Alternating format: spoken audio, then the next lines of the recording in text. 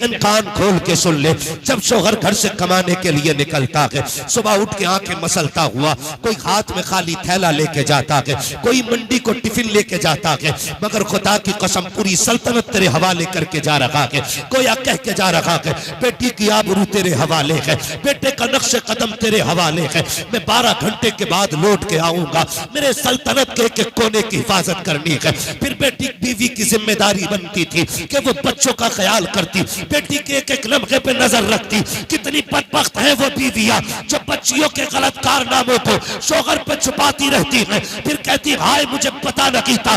मैं पूरी गारंटी के साथ कहता हूँ बेटी का कदम सही है या गलत ये हो ही नहीं सकता कि माँ को खबर ना हो।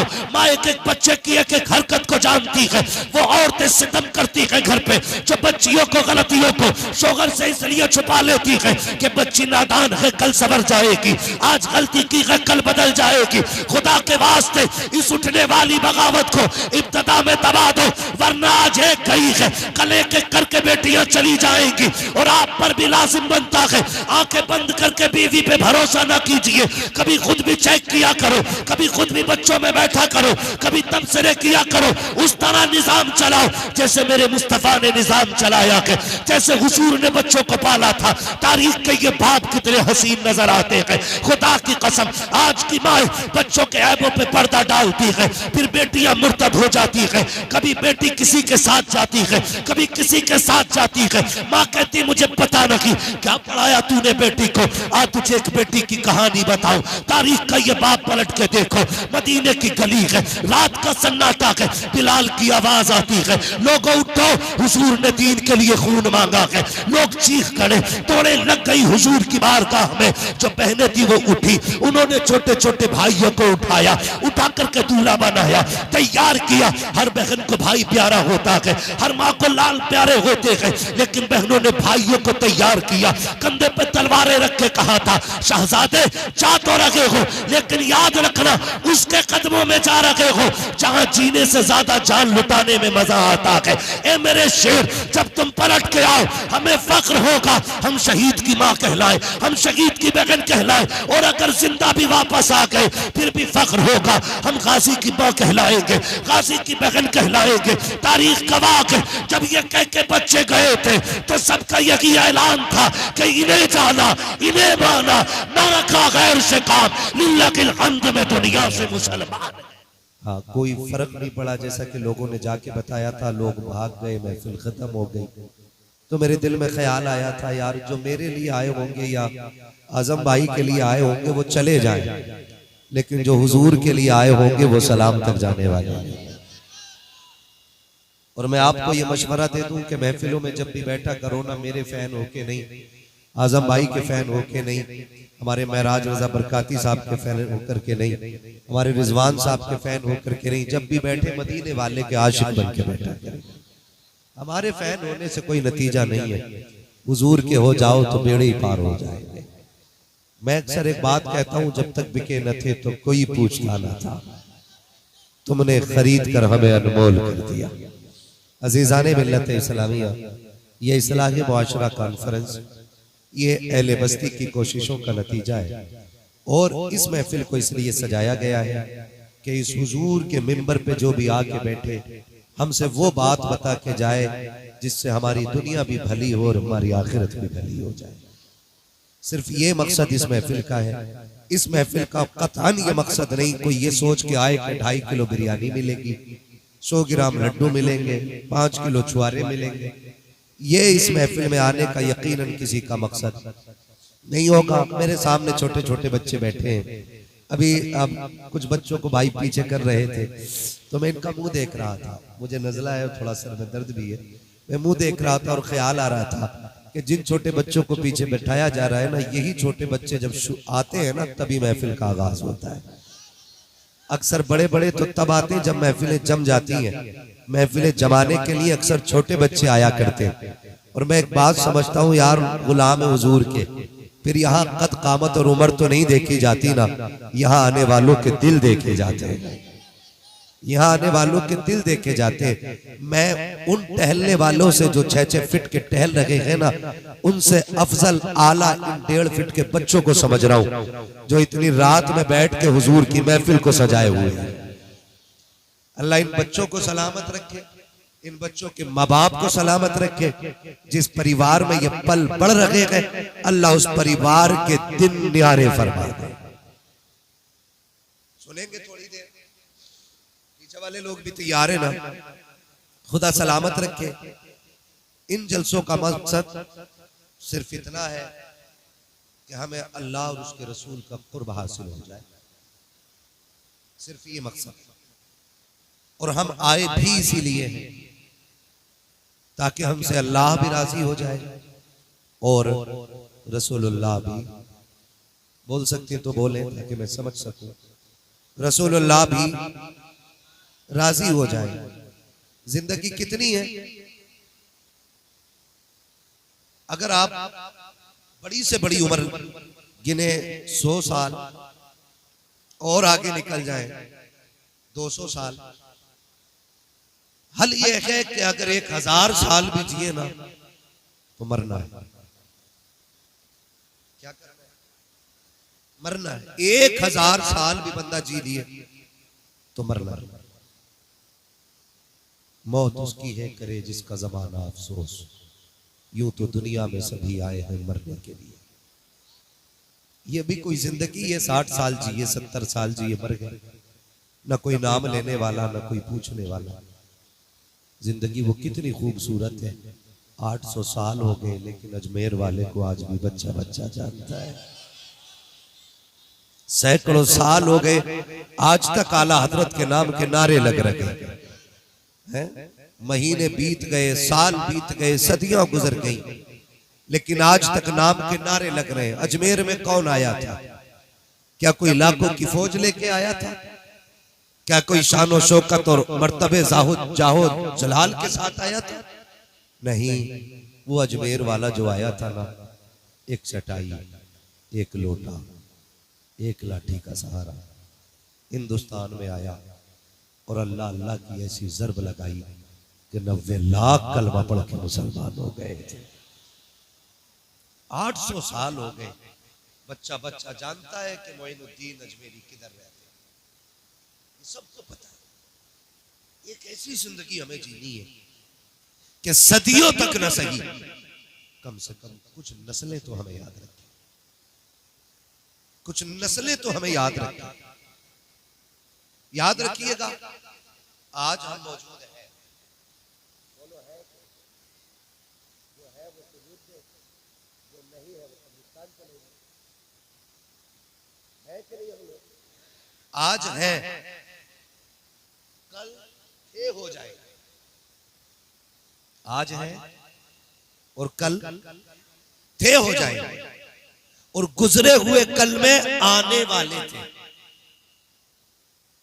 यानी कि न थे न रहेंगे, बस है। एक दिन किस्से पारी ना बने, एक दिन गुजरा हुआ कल बने। कहीं ऐसा ना हो लोग कहें एक बुरा शख्स मिला था। हर शख्स अपने बारे में सोचे जो मैं बात करने लगा।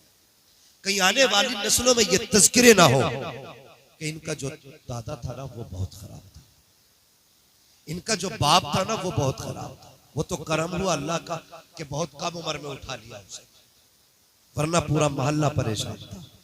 याद रखिए, अगर इस तरह याद किए गए ना तो समझ लेना फिर कब्र में करवट लेने की जगह नहीं मिलेगी। कब्रों में करवट लेने की जगह नहीं मिलेगी। इज्जतें कब्र में उनका इंतजार करेंगी जो जिएंगे भी हुजूर के लिए और मरेंगे भी हुजूर के लिए। ये याद रखिए, जो जिएंगे भी हुजूर के लिए और मरेंगे भी हुजूर के लिए। मेरे आका जिस दौर में तशरीफ लाए उस दौर में भी सितम उरूज पे थे, उस दौर में भी बदकारियां आम थी, उस दौर में भी गुनाहों का सैलाब था। लेकिन आमीना का लाल आया, उसने जमीन पे कदम रखा, उसके करम की हवा ने सितम की तमाम धुएं को साफ कर दिया और फिर कायनात के अंदर इंसाफ का सूरज नमूदार हुआ। फिर वो दौर जमाने ने देखा कि जिस दौर का हाल ये था कि एक ही सफ में खड़े हो गए महमूद व अयाज, ना कोई बंदा रहा ना कोई बंदा नवाज। वो दौर इस्लाम ने पैदा किया कि जिसका लोग तसव्वुर नहीं कर सकते थे, वो नजरिए इस्लाम ने अता किए। जिसको लोग सोच नहीं रखते थे, वो हालात इस्लाम ने अता किए। आप गौर करें, आज दौर कितना नागुफ्ता भी है, आज हालात कितने बिगड़े हुए हैं। माफ कीजिएगा, ये हर घर की कहानी है। शादी ब्याह की बारी आती है तो सबसे पहले बेटियों के सरों की चादरें उतर जाती है, तब जाकर के शादियां उरूज पर आती है। जब बेटियों की इज्जतें नीलाम होती है, तब जाकर के शादियों में चार चांद लगा करते हैं। कभी मेहंदी के नाम पे, कभी रज्जगों के नाम पे, कभी मेहंदी के नाम पे, कभी हल्दी के नाम पे, कभी फैशन के नाम पे, कभी तमाशों के नाम पे। हर दिन हर रात बेटियों की आबरू रेजी होती रही और हम इसे तरक्की का दौर कहते रहे। किस चीज को तरक्की कहते हो साहिब? जहां बेटियों के सर से दुपट्टे उतर जाए तुम उसे तरक्की कहते हो। जहां बेटियां बेपर्दा हो जाए तुम उसे तरक्की कहते हो। जहां बेटियों को बेपर्दा कर दिया जाए तुम उसे तरक्की कहते हो। हम तरक्की उस दौर को कहते हैं जिस दौर में पैदा होने वाली बेटी को ज़ैनब कहा जाता है, जिस दौर में पैदा होने वाली बेटी को उम्मे कुलसूम कहा जाता है। हम उस दौर को तरक्की का दौर कहते हैं। जिस दौर में पैदा होने वाली बेटी को फातिमा ज़हरा कहा गया, हम उस दौर को तरक्की का दौर कहते हैं। जिस दौर में पैदा होने वाली बेटी को खदीजतुल कुबरा कहा गया, हम उस दौर को तरक्की का दौर मानते हैं। जिस दौर में पैदा होने वाली बेटी को आयशा सिद्दीका कहा गया, इसलिए हम कहते हैं वो अंधेरा ही भला था कि कदम राह पे थे, रोशनी लाई है मंजिल से बहुत दूर। नाराए रिसालत, नाराए गौस, मसलके आला हजरत, जलसा एक मिलादुल नबी, मुफ्ती हमान साहब किबला, नाराए तकबीर। बुरा तो नहीं लग रहा है आपको? सुभान अल्लाह। लगे तो खाक से, पाए मोरा लंग ने, मुल्क के खुदा तंग ने। हाँ, हमें लगता है शायद ये कुर्सी हमें मिली ही इसलिए ताकि हक बात आपसे करें। निकलेंगे हम इस दौर से इंशाअल्लाह, वादा करते हैं इंशाअल्लाह। माफ कीजिएगा, बरेली शरीफ हमारा जिनका है वही बोले, जिनका ना हो वाला हजरत को छोड़कर शरीयत साबित करके सीधी सी बात। जिसका है मरकज वो बोले हमारा मरकज, हमारा मरकज। हाथ किसके नहीं उठे? तेरा खाए तेरे गुलामों से उलझे। हाँ, वो ना एक बड़ा ना छोटी सी क्लिपी सी मौलवी की उठा के ना उसको नींद बना। तो मैंने कहा छाछ तो बोले ही बोला, चलनी भी बोली, उसमें छत पची। इतनी बदबख्त कौम है, उसका नाम ले दो तो जलसे की हरकतें हो जाती, लेकिन मजबूर करते हैं। बस मेरी बात सुन ले, आज ये पोस्टमार्टम नहीं, ये कभी फिर करूंगा। आज अपनों का ऑपरेशन करूंगा। जिन जख्मों की पट्टी वक्त पे नहीं होती वो नासूर बन जाती, और जब नासूर बन जाते हैं ना फिर वो लाइलाज हो जाते, और लाइलाज लोग फिर कब्र में जाके ठीक नहीं होते। याद रखना, मैं कुछ बीमारी आपके सामने रखना चाहता हूँ, माफ कीजिएगा। माजरत के साथ सबसे ज्यादा जलसे बरेली में हो रहे, सबसे बड़े बड़े शायर बरेली में आ रहे, ठीक है ना? हर दिन देखो बड़े बड़े शोरा। मैं किसी की नाखानी या किसी की बात के खिलाफ नहीं, लेकिन अपने तरीकों के खिलाफ, लेकिन बड़े दर्द के साथ ये कह रहा हूँ कि जो बच्चियां मुर्तद हो रही है ना, उनकी सबसे बड़ी तादाद बरेली से पैदा है। क्या ये कह के हम छुट जाएंगे जी हम बरेली वाले थे? बोले क्या बरेलवी होने से सारे बंदे आला हज़रत हो जाएंगे? सारे बंदे मुफ्ती आज़म हो जाएंगे? तो इस चीज पे घमंड का है। कोई बंदा कहते हमें बरेली वाले, हमें तो सारी ठीक है जी बचपन से। तो ये कहता हक है अल्लाह वाले, क्यों नहीं कहता? तो अगर कोई कह भी दे तो उस पर सुभान अल्लाह कोई नहीं बोलता, क्योंकि बरेलवी होना आसान है, अल्लाह वाला होना मुश्किल है।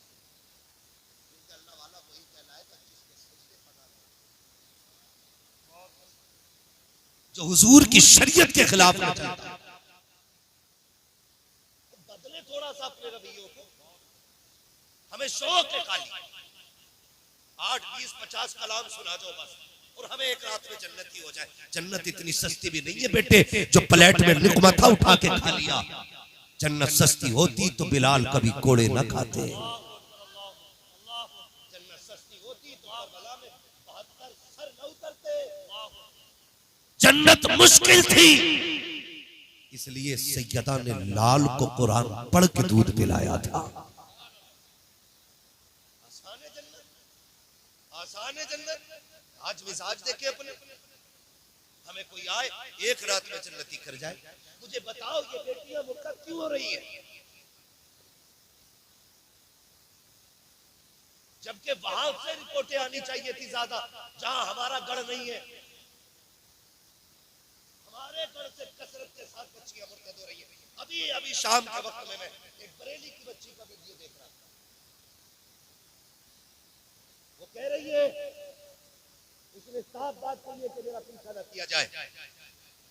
मैं फला तारीख इतने बजे घर से निकली हूँ। मेरे बाप का नाम ये है, मेरा नाम ये है। हमारा पीछा न करना। मैं अपनी मर्जी से घर छोड़ के आई हूँ।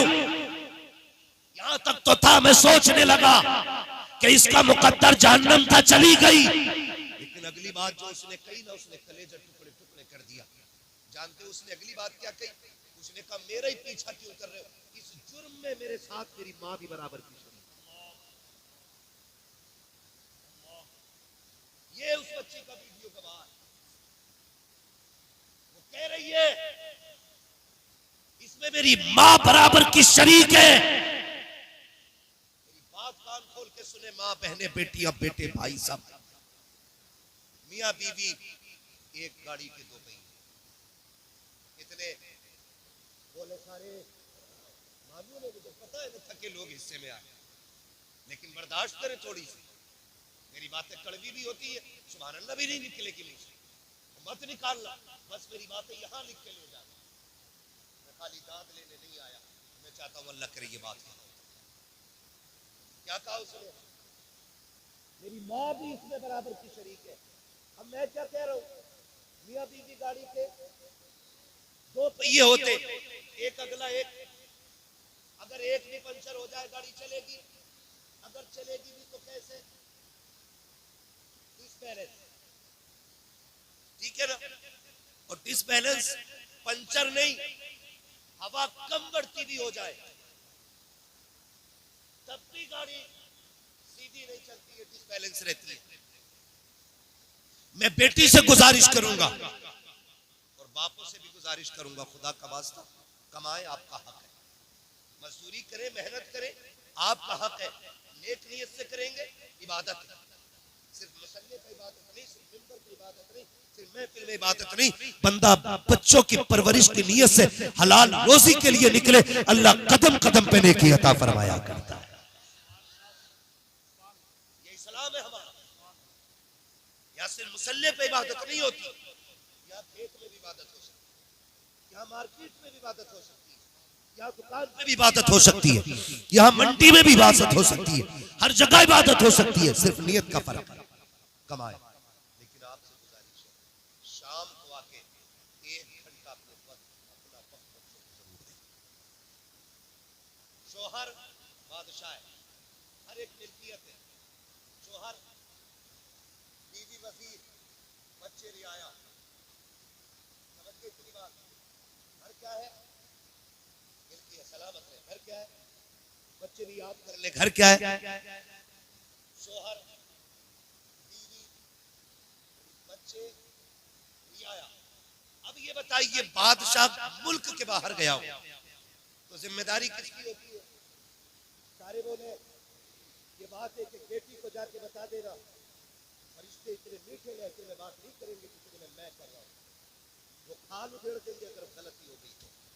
मैं ये बता रहा हूँ आपको, अगर कोई तुम्हें फ्री की जन्नत बांटने वाला हो ना, तो मुझे भी उसका नंबर देना।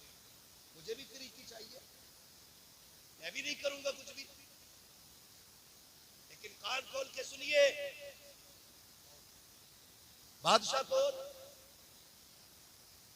वजीर कौन, रियाया कौन? बादशाह अगर जाए तो निजाम कौन संभालता है? और जब बादशाह वापस आता है फिर बैठता वजीर से कहता बताओ भाई मुल्क के हालात कैसे? अब एक बात बताइए, बहुत संजीदगी से समझा रहा हूं, अल्लाह करे ये बात आपके जहन में उतर जाए। पूछता हाल क्या मुल्क के? वजीर अगर सही बता दे कि फला कबीले ने बगावत की है, फला कबीले ने बगावत की है, तो बादशाह कदम उठाएगा कि नहीं? हिफाजती इक़दामात होंगे कि नहीं? जब बादशाह हिफाजती इक़दामात ऑलरेडी उठा लेगा तो फिर मुल्क तबाह होगा। और अगर वजीर झूठ बोले, बादशाह से कहे सब ठीक चल रहा है और मुल्क में उठ रही हो बगावत, तो मुल्क बचेगा? बोले पीछे वाले क्यों नहीं बोल रहे भाई? बचेगा मुल्क, बचेगा मुल्क। तो मेरी बेटी मेरी बहन कान खोल के सुन ले, जब शोहर घर से कमाने के लिए निकलता है, सुबह उठ के आंखें मसलता हुआ, कोई हाथ में खाली थैला लेके जाता है, कोई मंडी को टिफिन लेके जाता है, मगर खुदा की कसम पूरी सल्तनत तेरे हवाले करके जा रहा है। कोई कह के जा रहा है बेटी की आबरू तेरे हवाले है, बेटे का नक्शे कदम तेरे हवाले है, मैं 12 घंटे के बाद लौट के आऊंगा, मेरे सल्तनत के एक कोने की हिफाजत करनी है। फिर बेटी बीवी की जिम्मेदारी बनती थी कि वो बच्चों का ख्याल करती, बेटी के एक एक लम्हे पे नजर रखती। कितनी बदबख्त है वो बीवियां जो बच्चियों के गलत कारनामों को शोहर पे छुपाती रहती हैं, फिर कहती हाय मुझे पता नहीं था। मैं पूरी गारंटी के साथ कहता हूँ बेटी का कदम सही है या गलत ये हो ही नहीं सकता कि माँ को खबर ना हो। माँ एक एक बच्चे की एक एक हरकत को जानती है। वो औरतें सितम करती है घर पे जो बच्चियों को गलतियों को शोहर से इसलिए छुपा लेती है कि बच्ची नादान है कल सवर जाएगी, आज गलती की है कल बदल जाएगी। खुदा के वास्ते इस उठने वाली बगावत को इब्तदा में दबा दो, वरना आज एक गई है कल एक एक करके बेटियां चली जाएंगी और आप पर भी लाजिम बनता है आंखें बंद करके बीवी पे भरोसा ना कीजिए। कभी खुद भी चेक किया करो, कभी खुद भी बच्चों में बैठा करो, कभी तबसरे किया करो, उस तरह निजाम चलाओ जैसे मेरे मुस्तफा ने निजाम चलाया है, जैसे हुजूर ने बच्चों को पाला था। तारीख के ये बाप कितने हसीन नजर आते हैं। खुदा की कसम आज की माए बच्चों के ऐबों पे पर्दा डालती है, फिर बेटियां मुर्तद हो जाती है। कभी बेटी किसी के साथ जाती है, कभी किसी के साथ जाती है। माँ कहती मुझे पता नहीं क्या पढ़ाया तूने बेटी को, आज तुझे एक बेटी की कहानी बताऊं। तारीख का ये बाप पलट के देखो, मदीने की गली है, रात का सन्नाटा है, बिलाल की आवाज आती है, लोगों उठो हुजूर ने दीन के लिए खून मांगा है। लोग चीख करे, तोड़े लग गई हुजूर की बारगाह में। जो बहनें थी वो उठी, उन्होंने छोटे छोटे भाइयों को उठाया, उठा करके दूल्हा बनाया, तैयार किया। हर बहन को भाई प्यारा होता है, हर माँ को लाल प्यारे होते हैं, लेकिन बहनों ने भाइयों को तैयार किया। कंधे पे तलवारें रख के कहा था शहजादे जा तो रहे हो लेकिन याद रखना उसके कदमों में जा रहे हो जहां जीने से ज्यादा जान लुटाने में मजा आता है। ए मेरे शेर जब तुम पलट के आओ हमें फख्र होगा, हम शहीद की माँ कहलाए, हम शहीद की बहन कहलाए, और अगर जिंदा भी वापस आ गए फिर भी फख्र होगा, हम गाजी की माँ कहलाएंगे, गाजी की बहन कहलाएंगे। तारीख गवाह है जब ये कह के बच्चे गए थे तो सबका यही ऐलान था कि इन्हें जाना इन्हें माना, ना रखा गैर से काम, लिल्लाहिल हम्द में दुनिया से मुसलमान है। नारे तकबीर, नारे रिसालत, मसलके आला हजरत, इश्क मोहब्बत, इश्क मोहब्बत, इश्क मोहब्बत, इश्क मोहब्बत। बदलो भाई, खुदारा बहन बेटियों से गुजारिश है, दाग सिर्फ शोहर की इज्जत पे नहीं लगता है, दाग परिवार की इज्जत पे लगता है, परिवार की इज्जत पे लगता है। और बेटियों से मैं एक बात अर्ज करूंगा, मेरी बेटियों कसम खाती कहते हैं अल्लाह की इज्जत की कसम, तुम्हारा गुड्डू, तुम्हारा पप्पू, तुम्हारा सोना, तुम्हारा गोना, तुम्हारा मोना तुम्हें उतना प्यार नहीं दे सकता जितना प्यार और इज्जत तुम्हारा मजदूरी करने वाला बाप तुम्हें दे सकता है। उससे ज्यादा तुम्हें कोई इज्जत नहीं दे सकती। दुनिया तमाशाई बनी है। कसम खा के कहता हूं मेरी बहन, तुझे तब तक लोग आंखों में रखते हैं जब तक तेरी इज्जत और आबरू लूट न ले। हाँ, क्या तुमने नहीं देखा कितनी बेटियों की लाशें स्टेशन पे मिलती है, कितनी की पटरी पे मिलती है? कौन थे ये लोग? ये वही थे जो कहते थे तुझे जमीन पे कदम नहीं रखने दूंगा। उन्होंने तो सांसें ही छीन ली जिंदगी की। इनके लिए जो 4 रातों के लिए तुम्हें रानी बनाते हैं और फिर जिंदगी भर के लिए तुम्हें कुत्ता बना के छोड़ देते हो, उनके लिए तुमने उनसे जफा की। जो मजदूरी भी करता रहा, उसने टोपी में पैबंद लगाए, बेटी तेरे दुपट्टे में पैबंद नहीं लगने दिए, उसके लिए छोड़ दिया तुमने बाप को। उस बाप को जो खून पसीना एक करके तुम्हें पालता रहा, जो जिंदगी लगा के तुम्हें संवारता रहा, तुमने उनके लिए माँ बाप छोड़ दिए। जाके बेटियों को समझाओ, उनसे कहो जाकर बेटी संभल के कदम रखना, याद रखना, अगर तू बहकी ना तो सिर्फ तेरी इज्जत नहीं, खानदान की इज्जत चली जाएगी। बाप कभी जिंदगी में सर नहीं उठा पाएगा। और आज तो बेगैरती की भी हद हो गई थी, सोसाइटी मुआशरे में भी बेगैरती इतनी हो गई है। आज भाग जाती है, कल कपड़े झाड़ के कह देता मेरा मतलब नहीं रहा उससे, लो साफ सुथरा हो गया, दूध में आया हुआ, बेगैरती है। कल हजरत जब किसी की बेटी को तलाक होती थी ना, तो 8-8 दिन बाप घर से नहीं निकलता था गैरत की वजह से। तलाक वाली बेटी का बाप नहीं निकलता था। आज भागी हुई की बेटी बाप में फर्क नहीं पड़ता। ये बेगैरती नहीं तो क्या है, ये बेहिसी नहीं तो क्या है, हमारी हो क्या गया हमें? हमारी आंखों का पानी मर गया। आओ करबला वालों के दर की खैरात खाने वालों, मुझे बात याद आ गई। कायनात की सबसे कम उम्र कारिया को सैयदा ज़ैनब कहा जाता है। मौलाए कायनात मौला अली की शहजादी, खातूने जन्नत के जिगर का टुकड़ा ज़ैनब वो हैं जिन्हें मुस्तफा ने अपना लुआब चखाया। सबसे कम उम्र में सबसे पहली कुरान की कारिया बनने वाली जात हजरत सैयदा ज़ैनब। परवरिश किसने की? खातूने जन्नत ने। उसने परवरिश की है जिसकी मुस्तफा ने परवरिश की थी। आप अंदाजा लगाइए, सोच भी नहीं सकते, कद्र वाले जानते हैं कद्र शान अहले बैत। उस घर की बात कर रहा हूं, सैयदा ज़ैनब के बचपन का जमाना है। खातूने जन्नत की बेटी कुरान पढ़ रही है बैठ करके, फजर के बाद खातूने जन्नत किसी काम में मसरूफ है और सैयदा ज़ैनब कुरान पढ़ रही। पढ़ते पढ़ते अचानक न चादर सरकने लगी, आगे की कुछ बाल नजर आ गए। खातूने जन्नत की नजर पड़ गई, काम छोड़ा, ऐसे दौड़ी जैसे लोग मरते हुए को बचाने दौड़ते। जाके बेटी के जहां बाल हाथ रख लिया, ज़ैनब दुपट्टा संभाल। अभी क्या हुआ? बेटी कुछ बाल नजर आने लग गए। अम्मी तो फिर ऐसे दौड़ी, मैंने सोचा पता नहीं क्या हो गया। कहा बेटी, इससे बड़ी कयामत कोई नहीं हो सकती कि एक बेटी की सर की चादर सरक जाए।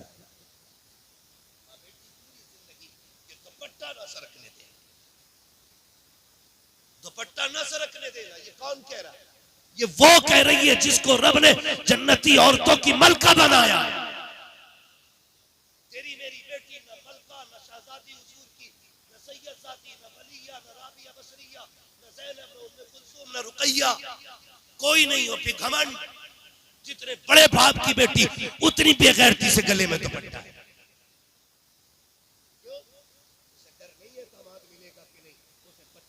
मेरे बाप के पास इतना पैसा है, मैं कितनी भी बेकार हो जाऊंगी, मेरा बाप दामाद खरीद लाए। कम से कम सोच करके गरीब की बच्चियां चादर पे रखते रहती है। कम से कम वो ये सोचती है हम पे और कुछ नहीं सिवाय इज्जत के, वो उसकी हिफाजत करती है। गलत नहीं कह रहा हूं, आप बुरा मत मानिए, ये कड़वी सच्चाई है। मेरा दिल जल रहा है अंदर से, जमात दिल जल रहा है। जितने अमीरों की शादी है जाके देखो, जाना होता दावतें हमें भी दे देते लोग, वहां जाके देखो तो कुत्ता तरीका होता खाना खिलाने, गधों की तरह खाना खा रहे चलते, सुन्नत का तरीका ही खत्म। और फिर हम सबसे बड़े मसला क्या आला होता, जब हम खड़े होकर कुत्तों की तरह खाना खाते तब मसला क्या आला होता। जब बेटियां मर्दों के साथ मैरिज हाल में बैठी होती हैं तब मसला क्या आला हजरत किधर होता है।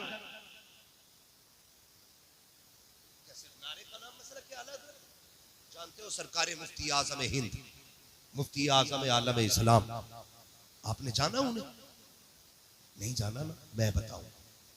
आपके घर में किसी की शादी थी, फंक्शन था हजरत के घर में ना, 3 दिन तक खाना चलता रहा। कितने दिन तक?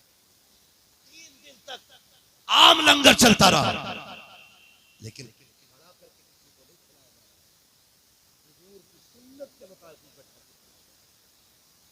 3 दिन तक खाना चलता रहा। किसी ने आके सरकारे मुफ्ती आजम की अम्मी से कहा, बड़ी भी जरा पता तो करो मुस्तफा रजा ने भी खाया कि नहीं खाया। माँ की ख्याल आ गया, वो मेरे बगैर किसी से खाना नहीं मांगता है। कहा जा बेटी दौड़ के जा, पूछ जाके मुस्तफा रजा से खाना खाया कि नहीं। कोई आई घर की खातून, कहा शहजादे तुमने खाया कि नहीं खाया? कहा नहीं। कहा कब से? कहा 3 दिन से। कहा क्यों नहीं खाया?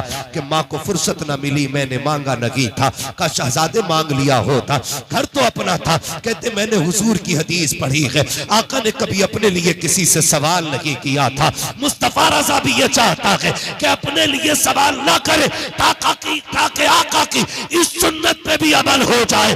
जब उन्होंने इस तरह सुन्नतों पे अमल किया है, अल्लाह ने उनको विलायत का ताजदार बना डाला।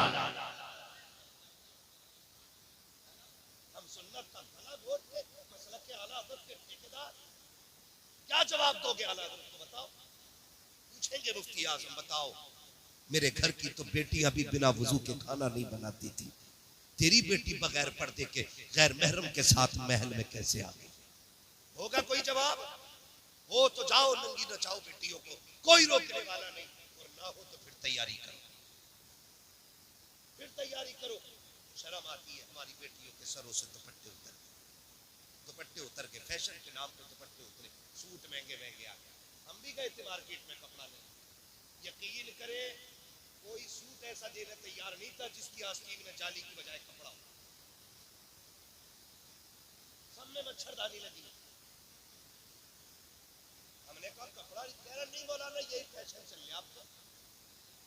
मैंने कहा कोई ऐसा भी सूट आया जिसमें ना होगा ना, फिर तो थान से कटवा लो। मैं पूछना चाहता हूं, हम मुसलमान, डॉक्टर इकबाल ने कहा था यूं तो सैयद भी हो, मिर्जा भी हो, अफगान भी हो, तुम सभी कुछ हो, बताओ कि मुसलमान भी।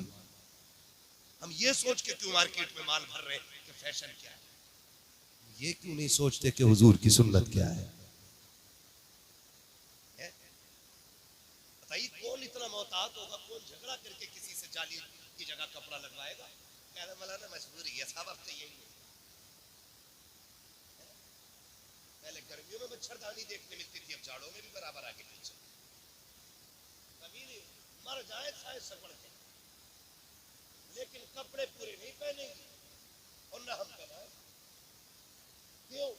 अगर कोई शरीफ जादी सादे कपड़े पहन ले तो बिगड़े हुए बाप की नालायक बेटियां उसे देख के ठट्टे उड़ा के कहती है पुराने दौर में जी रही है, पुराने दौर में जी रही है। पढ़ा हुए ना दिखे, पढ़ी हुई नहीं, स्कूल नहीं गई होगी, यही रही होगी, 4-5 मदरसों में चक्कर काटा होगा।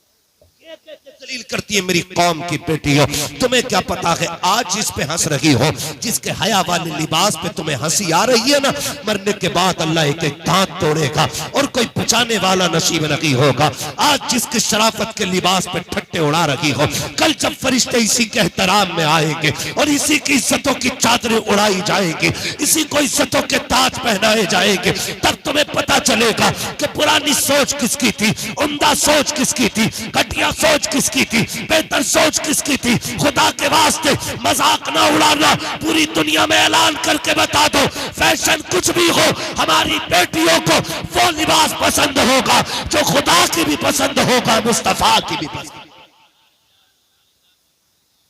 करेंगे इंशाअल्लाह ऐसा।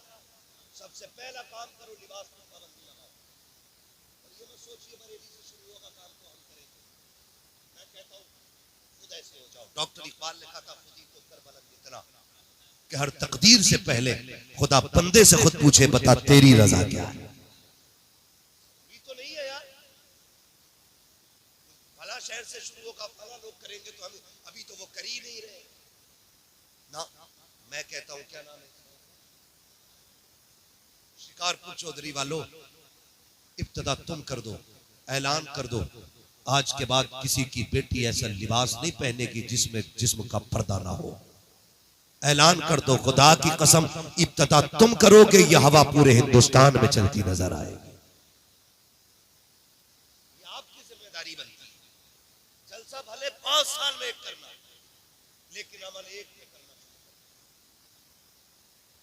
लाजिम कर दो। और अगर कोई ये कहे कौन बांधे बिल्ली के गले में घंटी, ये करोगे ना काम नहीं होगा। अगर ये मुश्किल है तो फिर एक काम करें, कोई ऐसा है जो इस महफिल में बेगैरत बैठा हो? सारे गैरत वाले भाई हैं, जितने गैरत वाले हाथ उठा के बताएं जरा। सलामत रहे, सलामत रहे, अल्लाह गैरत बरकरार रखे। हर भाई ये फैसला कर ले कि मैं अपनी बहन को बेगैरती वाले कपड़े नहीं पहनने दूंगा। अगर फिर भी किसी की पहनती है तो समझ लेना रगों में लहू गैरत वाला नहीं, बेगैरती वाला है। ये फैसला करना पड़ेगा और जल्दी ही करना पड़ेगा। अगर नहीं करोगे तो फिर हमारी तबाही से हमें बचाना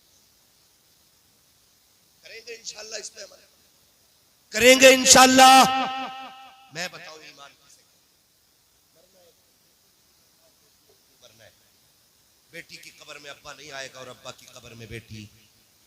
मेरी कब्र में आपको नहीं लेटना, आपकी कब्र में मुझे नहीं लेटना है। तैयारी तैयारी समझ पा रहे मेरे बच्चे मेरी बात? तैयारी खुद ही करनी पड़ेगी। हमें अपनी कब्र की तैयारी खुद करनी है। सुन बेटी, ईमान किसे कहते हैं? मदीने का बाजार है आज ना।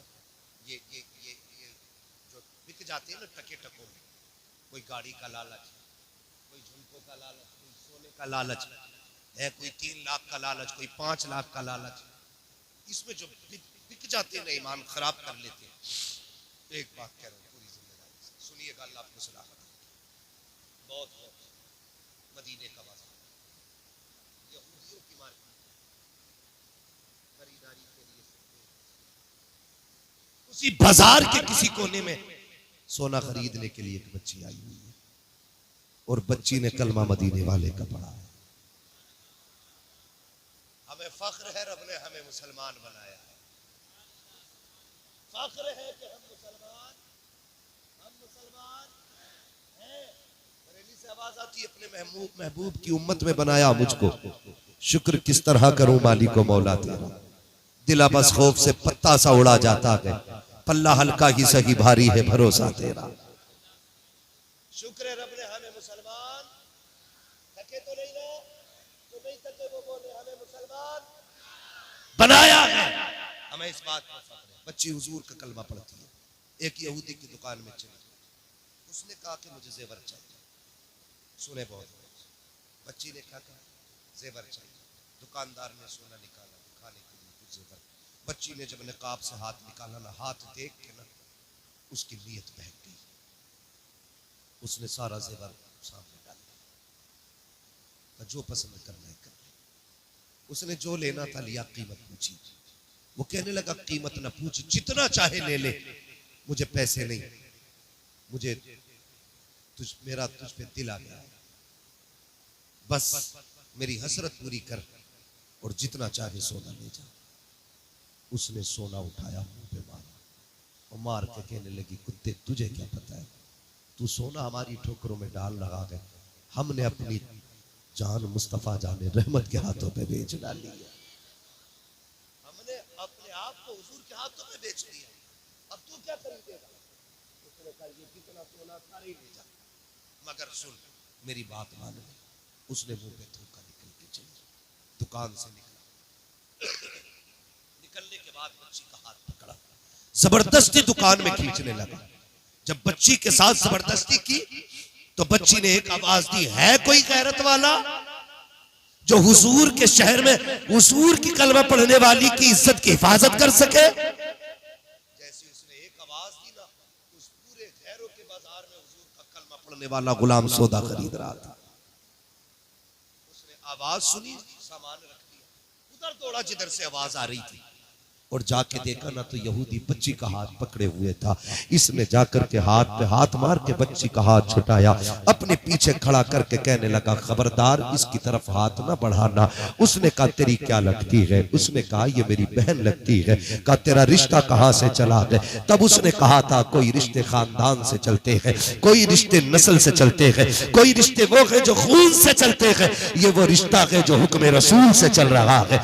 इस रिश्ते को मेरे नबी ने बना दिया है। है, ये ला इलाहा इल्लल्लाह का रिश्ता है। उसने कहा कहना क्या चाहता है, कहा अगर जान प्यारी है तो वापस चला जा, वरना ये बच्ची हमारे हवाले कर दे। उसने कहा माँ का दूध पिया है, हाथ आगे बढ़ा के देखा, जैसे इसने तलवार निकाली है, यहूदी ने देखा कि हमारे शहर के अंदर, हमारी गलियों में, हमारे बाजार में हमें धमकी दे रहा है। उसने अपनी कौम को आवाज दी, आओ लोगों निकल के आओ, एक कलमा पढ़ने वाला हमारी गैरत को चैलेंज कर रहा है। सैकड़ों तलवारें निकल के आ गई थी, लेकिन ये गुलाम मोहम्मद अरबी का था, टल न सकते थे अगर जंग में अड़ जाते थे, पैर शेरों के भी मैदान से उखड़ जाते थे।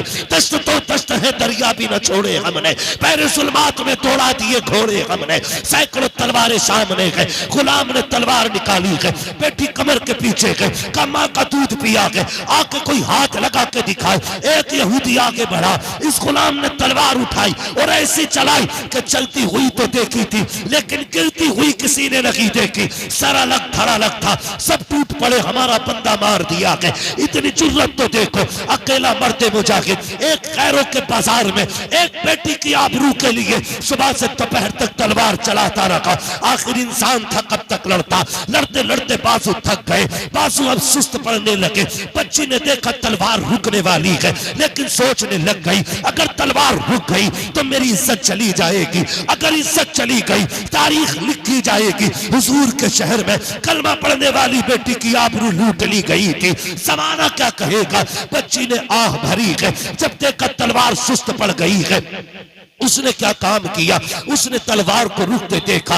अब ख्याल आया थोड़ी देर में ये शहीद हो जाएगा, फिर मेरी इज्जत की बारी है। बच्ची ने उसी जमीन पर मिट्टी पे सजदा किया, रोक कहती है ओ खातून जन्नत के बाबा के पैगंबर, और तुझे महबूब का वास्ता है, देख एक बेटी की आबरू खतरे में आ गई है। मालिक ये अकेला नौजवान मेरी आबरू के लिए मैदान में आ गया है। मालिक अगर आज ये चला गया, कयामत तक कोई तरह बेटी की इज्जत के लिए खड़ा नहीं होगा। ए परवरदिगार तुझे ज़हरा के बाबा का सदका, मालिक मेरी इज्जत की हिफाजत फरमा। ए मेरे मौला मेरी आवाज मुस्तफा तक पहुंचा दे। जब बच्ची ने हिचकी भर के इतना कहा था, खुदा की कसम तारीख गवाह है, अभी तलवार रुकने लगी थी, पीछे से नारे तकबीर की आवाज आती है। जब मुजाहिद ने लड़के मुड़ के देखा है, क्या देखता है, आगे आगे पैगंबर आ रहे हैं, पीछे पीछे हैदर आ रहे हैं। जैसे इतना देखा है, यहूदियों में भगदड़ मच गई, कौन बचाएगा। खुदा की कसम तारीख गवाह है, जैसे पैगंबर को आते देखा, हैदर को आते देखा, यहूदियों ने कहा था तोड़ो, अगर इनसे लड़ गए कयामत तक के लिए नस्लें मिटा दी जाए। नारे तकबीर, नारे रिसालत, नारे गौस, नारे गौस, ख्वाजा का हिंदुस्तान, ख्वाजा का हिंदुस्तान। हजरत सैयद बदियुद्दीन जिंदा सा मदर, हजरत सैयद बदियुद्दीन जिंदा सा मदर। कलियर के साबिर पाक, कलियर के साबिर पाक। 5 नारे पंजातन के, एक नारा हैदरी, 5 नारे पंजातन के, एक नारा हैदरी, नारा हैदरी, नारा हैदरी। मैं पूछना चाहता हूँ, हम तो इतने गैरतमंद थे, अगर सैकड़ों में एक बेटी की इज्जत जाती थी तो एक बंदा तन मन धन की बाजी लगा देता था। आज हम ही अपनी बेटियों की इज्जत के लुटेरे बन गए, हम ही तमाशाई बन गए, हम ही ब्याह शादियों में बेटियों को नंगा भेजते और हम ही उनकी जवानियों को अपनी आंखों से ताड़ते बैठ करके। ये दीन है, ये इस्लाम है? नहीं। खुदा की कसम बेटियों को पर्दा दो, कसम खाके कहता हूं, ये जो दुनिया रो रही है ना, अल्लाह सलाहुद्दीन दे दे, सलाहुद्दीन दे दे, हालात ऐसे रहे कयामत तक सलाहुद्दीन नहीं पैदा हो। सिर्फ बेटियों को हया दे दो, पर्दा दे दो, मुस्तफा जाने रहमत की बेटी वाली जिंदगी दे दो, हाथ ना भी उठेंगे इन्हीं की गोद से सलाहुद्दीन अय्यूबी पैदा हो जाए। इसलिए तो उसूल है, जमीन अच्छी होती है तो नस्ल अच्छी, फसल अच्छी होती है, माँ अच्छी होती है तो नस्ल अच्छी होती है। बच्चों के किरदार में माँ का बहुत अहम किरदार होता है। मुझे बात याद आ गई बाबा फरीदगंज शक्ल की। माजरत चाहूंगा, लोगों की फरमाइशें कई सारी थी और अपने अपने लोगों ने वाकयात लिखे थे मेरे बच्चों पर, मैं ना कर सकूं किसी का वाकया बयान, नाराज ना होइएगा, इंशाअल्लाह कभी जिंदगी रहेगी और फिर कभी आपकी फरमाइशें पूरी कर लूंगा मैं। बस आज मेरी बात सुन लें, माओ का किरदार कितना मैंने, जाओ जाके बेटियों को बताओ। हजरत बाबा फरीदगंज शक्कर रहमतुल्लाह तआला अलैह, कौन फरीद, ये वो फरीद है कि अगर खारे पानी में फूंक मार दे तो अल्लाह मीठा कर देता था। फरीद है जिसका लोग चेहरा देखते थे तो कलमा पढ़ के मुसलमान हो जाते थे। ये माओ का किरदार है, ये माओ का किरदार होता है। बाबा फरीद का शकर रहमतुल्लाह अलैहि किताब दावा हो गया। फरीद वो है कि जिसका लोग कलमा पर चेहरा देख के कलमा पढ़ लेते, ऐसा करो इसे कैद किया जाए, बात कोर्ट तक पहुंच गई, तक के बैठ जा रहे तो कोई बात नहीं है, खड़े भी होकर सुन सकते हैं, थके होंगे तो मैं समझ सकता हूँ। आपको बहुत ज्यादा सीधा होना पड़ रहा है, एकदम नीचे बैठे हुए तवज्जो है ना सारे लोगों की। मुकदमा हो गया कोर्ट में, का फरीद वो है जिसका लोग कलम चेहरा देख के कलमा पढ़ लेते, का करना का फरीद को जेल में डाल दो, का पहले कोर्ट में हाजिर किया जाए फरीद को। तो जब बाबा फरीद कोर्ट में तशरीफ लाए तो जिन्होंने मुकदमा किया था उन्होंने कहा कि चेहरे पे कपड़ा डाल के आए।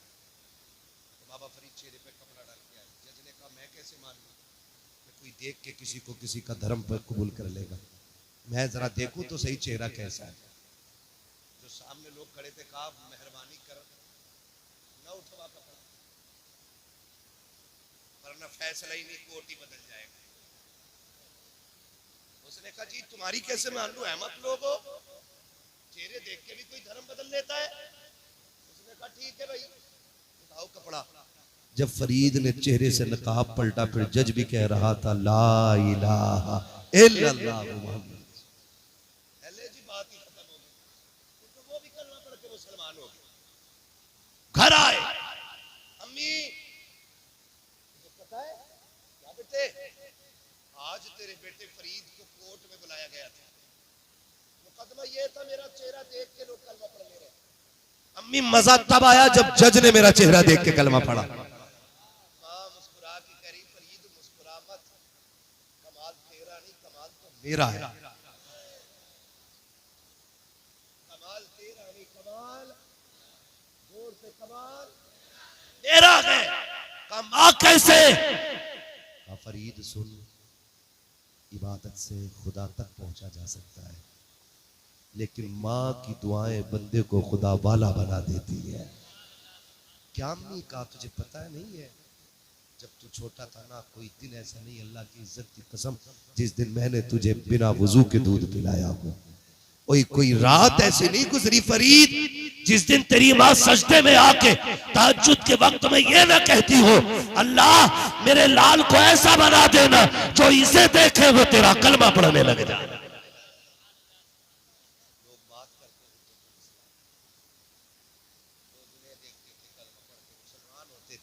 मैं तो कहता हूँ अल्लाह उनकी माँ की कब्र पर रहमत नाजिल करे। अगर माँ अच्छी ना होती तो बेटा कभी हुज्जतुल इस्लाम ना होता। इसलिए मेरे अजीज माँ अच्छी होगी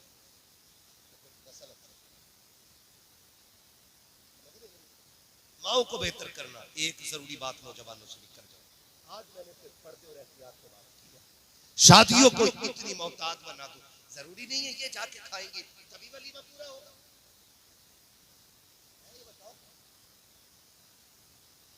नहीं जाएगी तो शादी नहीं होगी, दावत भी है तो घर भिजवा के खिलवा दो, या अगर खिला भी रहे पर्दे के साथ बुला, पर्दे के साथ। ये कौन सी गैरत होगी बिना पर्दे आ गई। क्या मुखिया के बेटे का वलीमा, आग लगे ऐसे वलीमों में जहां 1000 बेटियों की इज्जत पूछा। नहीं चाहिए ऐसा वलीमा जहां इज्जत है सवाब भी रह जाए और इज्जतें भी बाकी रह जाए। हुजूर ने फरमाया सबसे बुरी दावत है उस वलीमे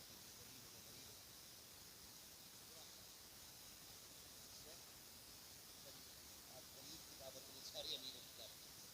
क्यों? जिनने बकरा खिलाया वही बकरा खाने, जिनने मुर्गा खिलाया वही मुर्गा खाने आएगा, जिसने बेचारे ने नहीं खिलाया वो गरीब को आएगा। ये कंडीशंस मेरे अजीज वलीमे ऐसे कर लो कि जिससे खुदा भी राजी हो जाए और मुस्तफ़ा भी राजी हो जाए। नौजवानों से आखिरी बात कर जाऊं, सुन लेंगे ना भी सुनेंगे तो ठोक के जाऊंगा, क्योंकि लाजिम है मुझ पे आपसे चंद बातें।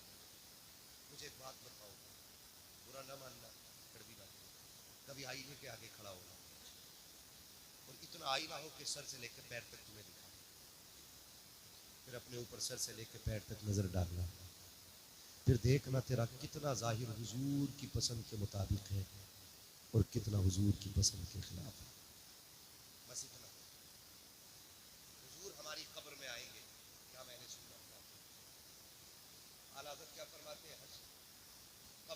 गिराएंगे ताहशर चश्मे नूर के, जलवा फरमा होगी जब तलात रसूलुल्लाह की। है कि नहीं? हुजूर हमारी कब्र में तशरीफ लाएंगे। बोले इंशाअल्लाह, सारे बोले इंशाअल्लाह। अरे कोई वहां भी तो नहीं बैठा है, बैठा भी हो तो भगाना मत। या 2 नंबर का माली, या सारा ही 1 नंबर का। बातें सुन, जलसा खत्म होने से पहले भाभी को भी कहना पड़ेगा मैं मुजरिम हुआ का मुझे साथ ले लो, कि रस्ते में है जा बजा थाने वाले। मसला के आला हजरत ऐसा है ही नहीं जो कोई उंगली रख सके। वो तो कुछ जाहिल, कुछ गवारों, कुछ बदतमीजों की वजह से बदनाम। सही बता रहे हो हजरत जी? कुछ गवारों की वजह से, अंधभक्तों की वजह से बदनाम है मसला के आला।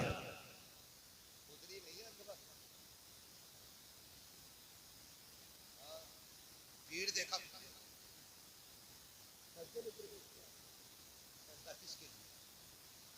सारे बोले किसके लिए?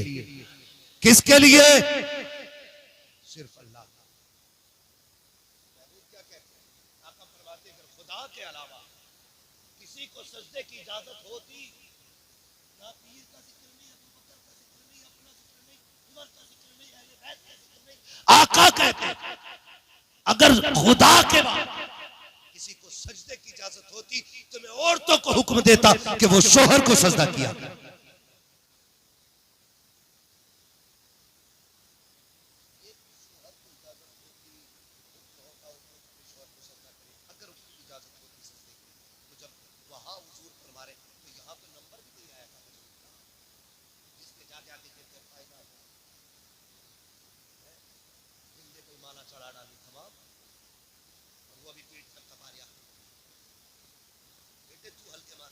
इससे ज्यादा लट मारेगा तुझे। है कि सभा में इस्लाम है, लावारिस दीन नहीं है। इस्लाम वो है जिसका वारिस आज भी गुंबद खतरा में मौजूद है। इसे लावारिस न समझना। इसके पहरेदार को हैदर कहा जाता है, इसके निगहबान को उस्मान गनी कहा जाता है, इसके पहरेदार को फारूक आजम कहा जाता है, इसकी सरहदों पे पहरे देने वाले को अबू बकर सिद्दीक कहा जाता है। जैसा रुकिया चोर लूट के चला जाएगा इस्लाम। जब इस्लाम में सजदा नहीं तो सजदा ये गवार करते और करवाते, पूरा छप्पर पहने रखते, साथ मिल गया दूसरे से रोटी अजमेर से लाया था 51,000 दे ले लो, ये बगदाद वाले से लाया था, ये कलियर वाले से लाया, ये वाली के पाक से लाया, ये मदारे पाक से लाया। सारे बुजुर्गों के नाम बता के देखता रहे, एक है ये भी एक लगी। इस्लाम है तेरे बाप की लिखी हुई कहानी नहीं है, जैसा चाहेगा इसे मोड़ के चला लेगा। इसके लिए अहले बैत का खून लगा है। तबीयत घुसेड़ रहा था यजीद, खानदान दे के हुसैन ने दीन को साफ बचा लिया है। ये है दीन। तबीयत का ही तो मसला था। बस चंद बातें आपसे, तो उन लोगों की वजह से मसला क्या लगा, उन लोगों की वजह से, वरना हमारा मसला कुछ जगह में आपसे हाथ जोड़ के कहता हूं, देखिए अगर आप किसी मजाक के जवाब करेंगे, किसी की सजदा करेंगे, तो मिलने वाला है ना, मेरा कुछ जाने वाला है। अगर हुजूर का एक उम्मती जहन्नम से बच के जन्नत में चला गया तो फिर हमारा क्या नुकसान है? हम तो यही सोच के बात कर रहे हैं ना, दीन समझे दीन। पीर का रद्द नहीं किया इस्लाम ने। ये तरीके जो है तरीके गलत, नबी शान वाले, अगर कोई उन्हें पूजने लगे तो कोई बात इसकी है, जोर से इबादत अल्लाह की, ठीक है ना? तो हमें खड़ा करना अपने आप को आईने के आगे, सर से लेकर पैर तक देखना है। हमें ये देखना है कि हम कितने हुजूर के फरमान के मुताबिक हैं और कितने फरमान के खिलाफ हैं।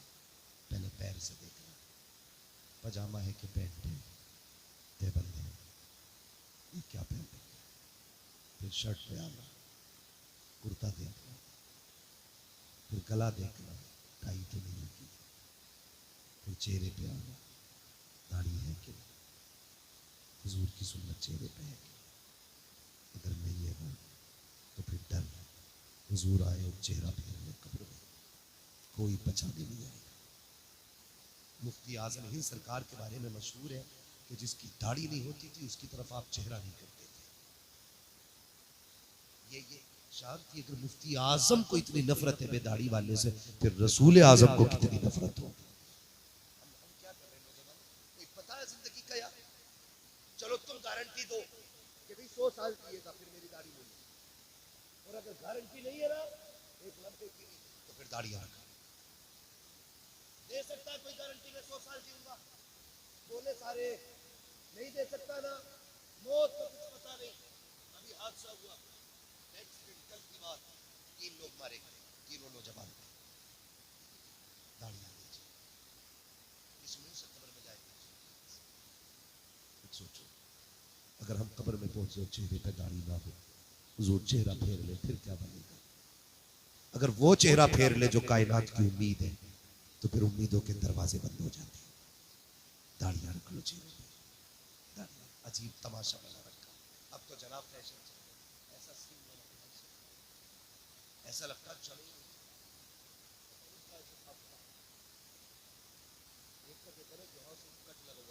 मेरे का शायद कबर लग गया होगा, जोर से देखा पक्का की लगा ऐसे बन ऐसे एक कबिच्चू बनोगा, कुछ कपड़े बनोगे, छिपकलियां बनोगी, खोपड़ी। अरे ये अजाब तो मिल रही है कब्र में यार, यहाँ भी सूरतें बनाए हुए हैं। ये क्या देख रहा है? फिर पूछ अपने आप से, क्या हुजूर इस चेहरे से राजी है? तुमने बीवियों के लिए, लड़कियों के लिए चेहरे सजाए, एक बार हुजूर के लिए चेहरा सजा के देखो। एक बार इस नियत से चेहरा सजा कि ये चेहरा मेरे महबूब को कैसा लगेगा।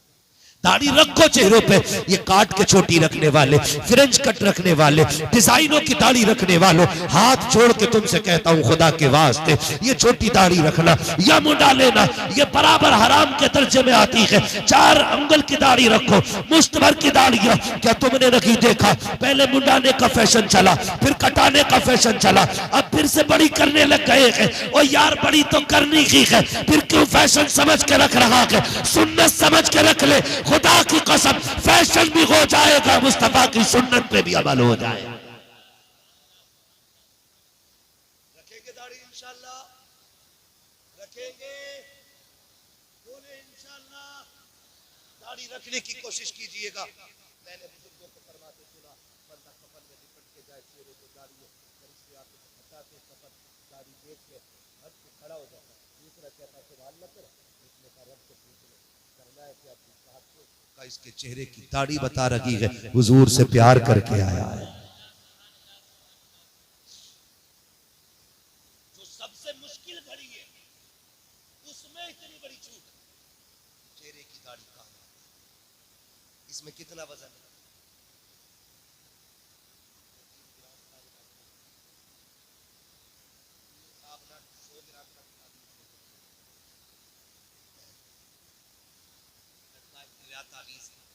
बड़ा आराम है, तावीज़ बांधा, कसम खा के कहता हूँ दाढ़ी रख, और जब मुश्किल में गिर जाए ना इन बालों को पकड़ और ऐसे हाथ में लेके कि मैं मौला तुझे तेरे महबूब की सुन्नत का वास्ता, मालिक मेरे बिगड़े काम बना दे। हाथ नीचे बाद में आएंगे, तकदीर के फैसले अर्शों से पहले कर दिए जाएंगे। लेने ही नहीं आया ना, लेने बड़ी बरकत इन 4 बालों की। मुफ्ती आजम सरकार पंजाबी के पास में करके रहता था, सारा पानी घर के ले जाता था, सारा पानी। कहा ये क्या? कहा मुफ्ती आजम की दाढ़ी के बालों का पानी है। कहा क्यों लेके जाते हो? क्यों लेके जाते हो? कहा लोग बीमार होते दवा लेने जाते, मेरे बच्चे बीमार होते मुफ्ती आजम की दाढ़ी का पानी पिला देता हूं, खुदा शिफा दे।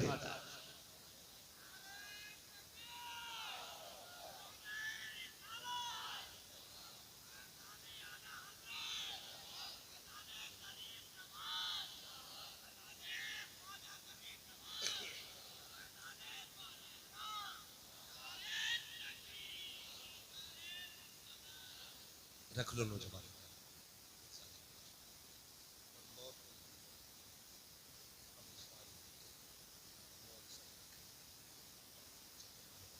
मेरे लिए नहीं, इनके लिए नहीं, इनके लिए नहीं। रात को लेटना, मुझसे लोग कहते हाथ उठवा लो, मैं नहीं उठवाता। मैं कहता हूँ हमारे सामने उठे तो क्या उठे, काश कभी ऐसा हो रात को 3 बजे तेरी आंख खुले और तेरा दिल मदीने वाले से लग जाए, उठ के मुसल्ले पे आए कि महबूब आज से तेरे लिए दाढ़ी रखूंगा।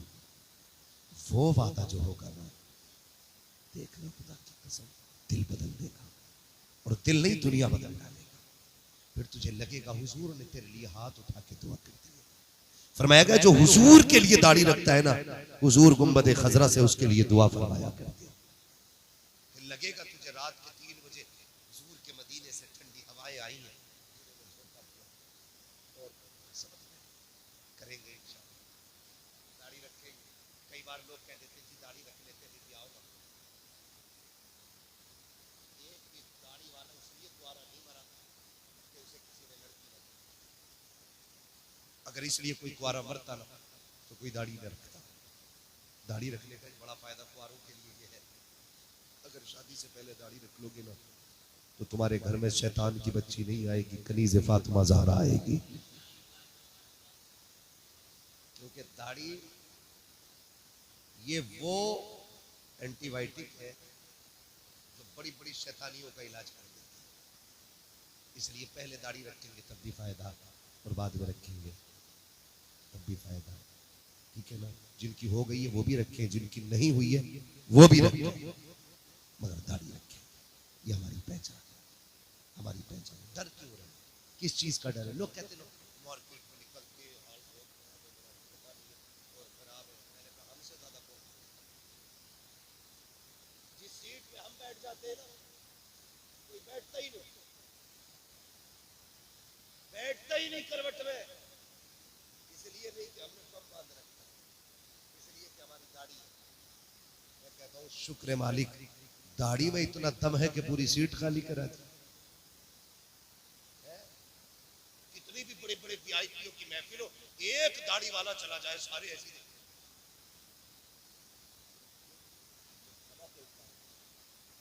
रखेंगे इंशाअल्लाह, रखेंगे इंशाअल्लाह। अगर दाढ़ी की वजह से मौत आती तो हम सबसे पहले बात, लेकिन जिंदगी का मालिक भी अल्लाह है और मौत का मालिक भी अल्लाह है। मर के किधर जाना है? किधर जाना है? बोल ले जल्दी से भाई। कब्रिस्तान जाना है ना? कब्रिस्तान जाना है, उसकी हिफाजत करते हैं आप लोग।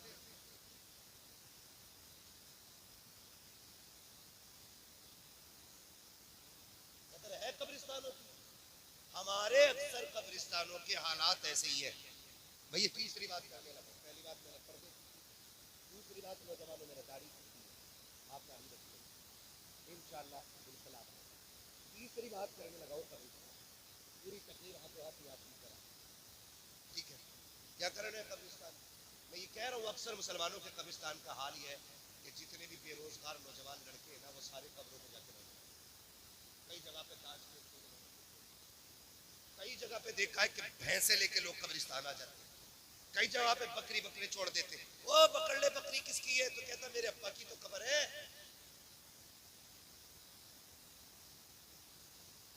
ये कंडीशन कब्रिस्तानों के हैं। अगर आप अपने कब्रिस्तानों का एहतराम नहीं करोगे तो कौन करेगा? आप सरकारों की फीस को ये देंगे तब हम उनकी बाउंड्री करेंगे, ये देंगे तब हमारे कब्रिस्तानों की हिफाजत होगी, ये नहीं देंगे तो कुत्ते बिल्ले हमारे कब्रिस्तानों में घूमेंगे। हम शादियों में 10-10 लाख में आग लगाते, 3-3 लाख की आतिशबाजी कर लेते। तो क्यों ख्याल नहीं आता कि 10-10, 5-5 हजार देके कब्रिस्तान को ऐसा महफूज कर ले कि यहाँ पे या तो नेक लोग आया करें या सिर्फ खुदा के फरिश्ते आया करें।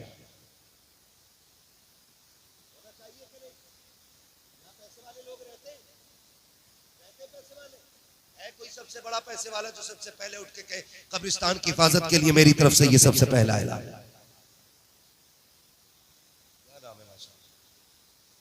मोहम्मद तारिक भाई पंजतन की निस्बत से 5000 देने का ऐलान कर रहे हैं। खुदा सलामत रखे। पंजतन की निस्बत से 5000 आ गए। है कोई छठी की निस्बत से 6000 वाला उठे? क्या बात है, बोले यार सुभान अल्लाह। क्या बात है।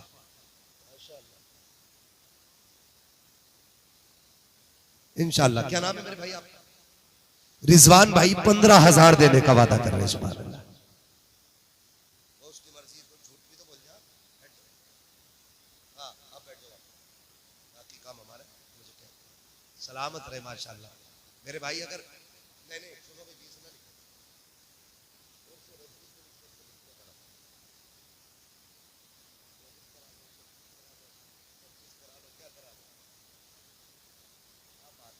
इश्क मोहब्बत, इश्क मोहब्बत, और जोर से इश्क मोहब्बत, इश्क मोहब्बत। ये है देखो माशाल्लाह, मैंने आला हजरत की निस्बत के उर्स रज़वी की निस्बत से कहा, मेरे भाई ने कहा 26 का ऐलान। ताजुश शरिया, ताजुश शरिया माशाल्लाह 26 तक कहानी आ गई है। कोई तो इनसे भी ऊपर चले। आज जमींदार गिन रहा हूं मैं आपके है ना? बेटे की शादी में 3 लाख का आतिशबाजी करके प्रधान के सारे बन गए। उस जमीन के लिए कितने जमींदार हैं जहां सबको जाके ले। मेरे भाई 26 तक आ गए। है कोई जो 26 से ऊपर जाए? महफिल देख रहा हूं मैं, ज्यादा नहीं, सिर्फ 5 मिनट का वक्त है आप लोगों के लिए। इसमें जो करना है कर ले। है कोई 26 से ऊपर वाला बंदा?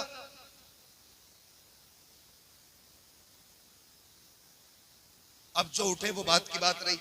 अभी नीचे वाला बंदा 11 रह गई, 6000 रह गई पहली। 6 वाला बंदा हो जाए। ख्वाजा गरीब नवाज की निस्बत से 6000 दे दे। जल्दी करें, जेब में टटो।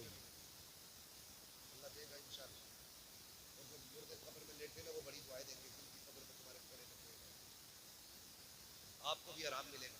जल्दी से 6000 वाला पूरी हो जाएगा। गोलियां खाली नहीं रहनी चाहिए। क्या बात है, सलामत रहे मेरे भाई। 2 लोग उठ गए मेरे भाई। क्या नाम है आपका? असलम भाई और अकरम भाई माशाल्लाह। ये 2 बंदे 6,000 के। अजमेर वाले से जब भी थोड़ा मांगो बहुत दे देते। एक मांगा था अजमेर वाले ने 2 दे दिए। 2 दे दिए अजमेर वाले। एक मांगा था 2 दे दिए। मेरी एक बोली रह गई है 11वीं शरीफ। 11,000। सलामत रहे मेरा भाई। क्या नाम है? जावेद भाई माशाल्लाह। जावेद भाई 11,000 रुपए। बोल दे सुभान अल्लाह। ऐसे घर से तो तुम्हारे घर से लाके देंगे, तुम्हारा ही रहेगा। जफर भाई के माशाल्लाह 6,000 रुपए। 6,000 वाले 3 हो गए। हाँ, 11,000 वाला भी इकलौते ही है। 11,000 2 हो गए, एक ही हुए 11,000 वाले। ठीक है, क्या बात है। बोल दो सुभान अल्लाह। मुफ्ती जफर साहब क़िबला माशाल्लाह 11,000 रुपए का ऐलान कर रहे हैं। सुभान अल्लाह। है ना, ये वो जमींदारी है जो कब्र में भी काम आएगी। कब्र में भी काम आनी है ये जिम्मेदारी और ठेकेदारी। जफर भाई साहब की जानिब से, मुफ्ती साहब की जानिब से हमारे 11,000 हो गए। बस एक 12वीं होती है, घर सजते। अल्लाह करे कोई बंदा उठे हुजूर की 12वीं की निस्बत से 12,000 दे जाए। 12वीं वाला बंदा सरकार की 12,000 वाला बंदा, कोई भी एक बंदा 12,000। देखें एक दूसरे को, देख ले गौर से जिसने ना देखा। 12,000 वाला बंदा। मैं तो ये देख रहा हूँ कि दाएं बाएं से ऐलान हो रहा है, बीच में से कोई बंदा खड़ा होकर ऐलान कर देता 12 का भी, तो पता चलता महफिल में भी दम वाले लोग बैठे।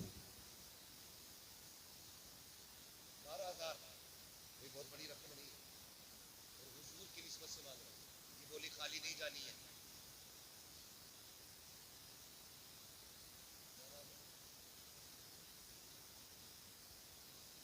अनस भाई और आरिफ भाई कहाँ है?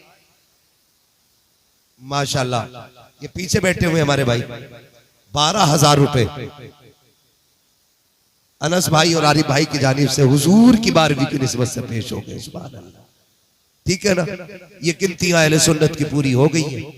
ठीक, अब आपकी अपनी मर्जी है, जिसको जो भी देना है वो दे जाइएगा। मेरे हिसाब से अभी सबसे बड़ी बोली मेरे भाई की रह गई 26,000। ठीक है ना, उम्मीद है इंशाअल्लाह और भी कोई उठेगा जो 26 से ऊपर 50 तक भी जाएगा। और इंशाल्लाह बोरी पूरी लगेगी। क्या बात है, सलामत रहे। कोई नारा लगाओ मजमे में से यार।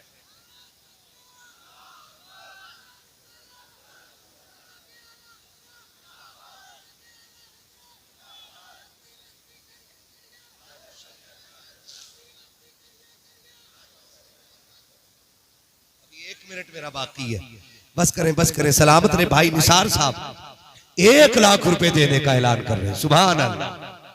भरे समंदर सूखते नहीं, देने वाले कभी चूकते नहीं है, जिसमें एक लम्हे की भी तवक्को नहीं है रहने की, उसमें 50 लाख लगा करके सजा के मौलाना को बाथरूम दिखा रहा, जाके देखिए अच्छी बनी है। और जहां हमेशा रहना उसकी कोई तैयारी नहीं है। होशियार वो है जो कब्रिस्तान की तैयारी है। मेरे भाई ने 1 लाख रुपए दिए, अल्लाह सलामत रखे आपको भी और उन तमाम अहबाब को जिन्होंने अब तक हिस्सा लिया। माशाअल्लाह। किसके क्या बात है। मैं एक बात कहूं, मैं भी 2-3 दिन पहले वो हमारे मिलने वाले थे, मोहम्मद साहब गवाह, तो उन्होंने बताया कि हमारे बेटे का इंतकाल हो गया। मैं ऐलान करने लगा मदरसे के लिए ना, तो उस बाप ने ना मदरसे के लिए, बाप ने ना मदरसे के लिए ना अपने बेटे की तरफ से 11,000 रुपए दिए।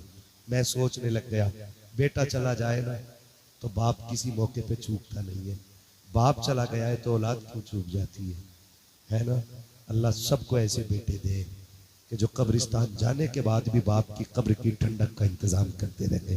भाई निसार साहब अल्लाह आपको सलामत रखे। फरिश्ते जाके जब रहमत की खिड़की खोलेंगे, अब्बा कहेंगे ये किधर से आई, का ऐसा बेटा छोड़ के आया गया जिसने मेहनत की कमाई तेरी बख्शिश के लिए लगा दी है, अल्लाह ने उसी का सिला अता फरमा दिया गया। अल्लाह सलामत रखे आपके वालिद मरहूम को, अल्लाह जन्नतुल फिरदौस में मकाम रफी नसीब फरमाए।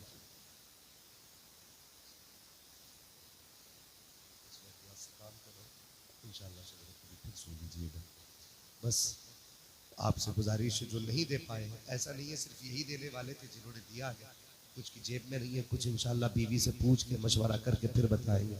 बड़ा मसला है।